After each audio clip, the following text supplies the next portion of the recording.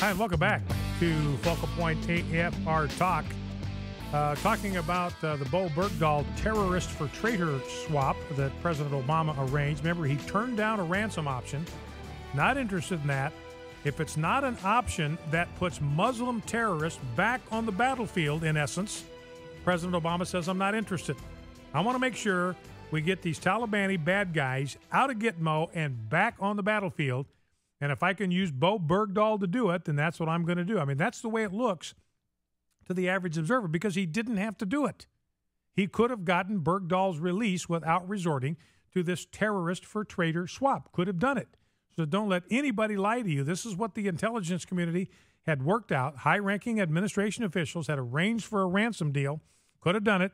President Obama said, no, I'm not interested unless we can get some terrorist bad guys back out on the field. I mean, you talk about, and this is why Andy McCarthy says, look, this act alone, this act of releasing these terrorists, giving material aid and comfort, Judge Napolitano said that's what he did yesterday. That's what he said yesterday. That's what President Obama's done, given aid and material help to terrorists. That's a crime. It's a felony offense. And yet this is what the president has done under the color of the power of his office. Now, on the immigration issue, just for a second, I've got a story. Well, by the way, 3 more of members of Bergdahl's unit, 3 more have come forward and said there's no question that Bergdahl was AWOL, and they believe that he should be investigated for desertion. They're not talking about treason, but they're saying clearly he deserted, and they were there when this whole thing went down. Now, and we've got eyewitness story after eyewitness story. Here's Sergeant Matt Vierkon on CNN. I was off, and I'm even more so now with everything going on. Bo Bergdahl deserted during a time of war, and his fellow Americans lost their lives searching for him. These are fellow soldiers now, or parents of soldiers who served with him. PFC Jose Baggett, he walked off.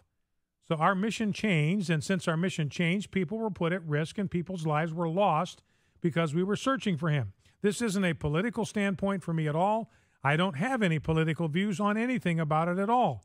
It's just the facts, and the fact is our mission changed, and it was because Bo Bergdahl left, and he left on his own accord.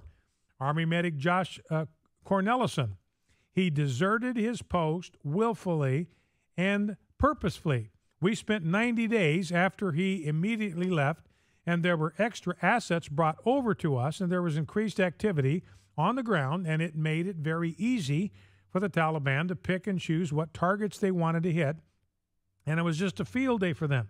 He left me and my platoon. He walked away on his own will and conscience.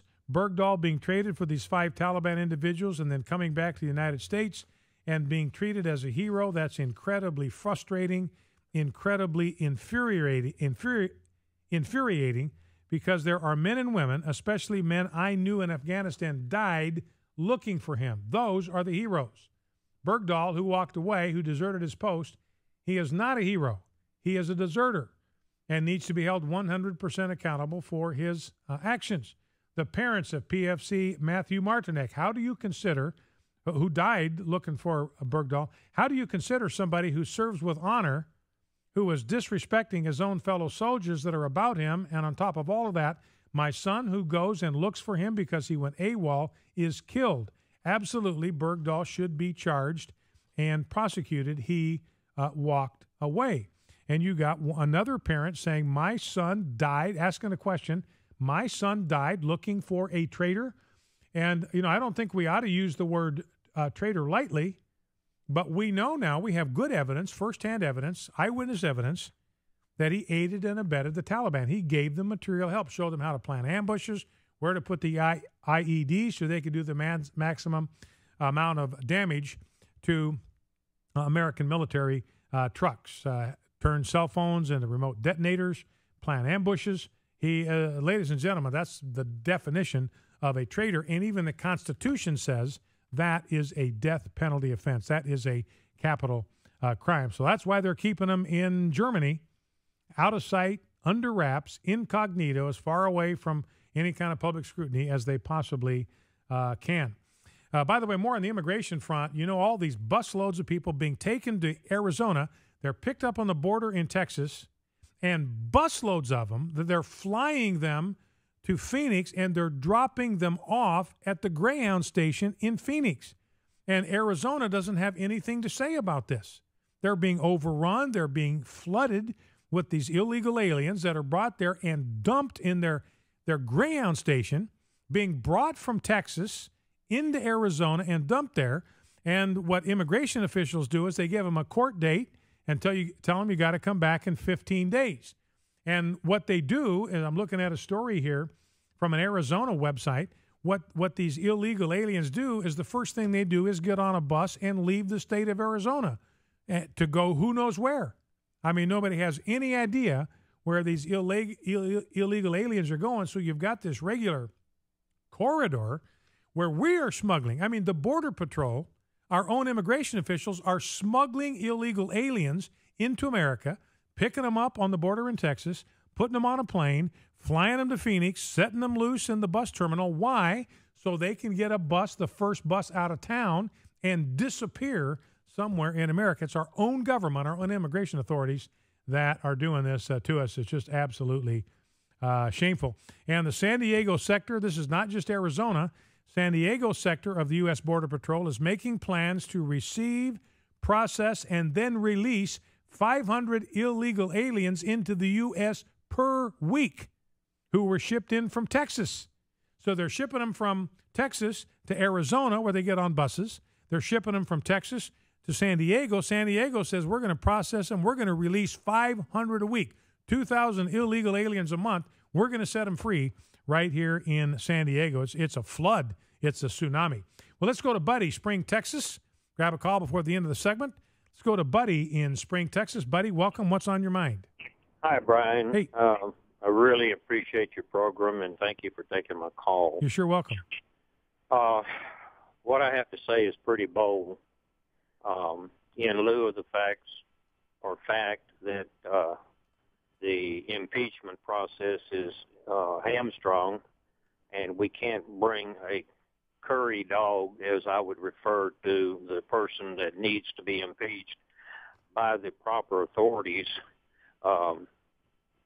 I think he and a man like Harry Berg, which have pretty much hindered our laws and helped the terrorists, and especially in lieu of this swap going on and the immigrants, I think these are two perfect targets for former military men that need to perform a bullet on certain people like that. That's the only thing that's going to free this country up. Well, buddy, I'm going to have to take issue with you there because we do not want to resolve a situation. I understand the sentiment. I understand the feeling. You're not the first one to think that, even voice that. But I got to tell you, buddy, we don't want to resolve that this way because that leads to chaos. It leads to anarchy. The founders were smart enough to leave us a remedy in the Constitution. We can remove a criminal president. It's in the Constitution. It can be done according to Republican process. And that's what we need to press for. That's what we need to hold out for and pray that God's will be done. Here's Twyla Brace, president of CCHF, with today's Health Freedom Minute. As Obamacare cuts federal aid to hospitals for providing charity care, hospitals are reducing care to the poor. One hospital says patients who refuse to purchase federally mandated health insurance when they are eligible to do so will not be awarded charitable care. But the Supreme Court ruled the mandate unconstitutional. Hospitals would rather claim the mandate as a reason to cut charity than to reveal that they have never been as charitable as people thought, or to reveal that federal aid cuts are reducing their reasons for acting charitable.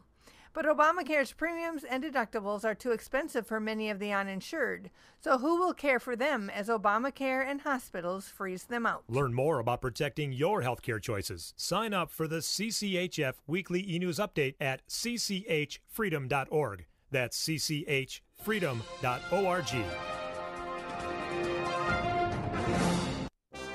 Hello, everyone. I'm Tim Wildman, and we are ready to go in 2014 with our Spiritual Heritage Tours.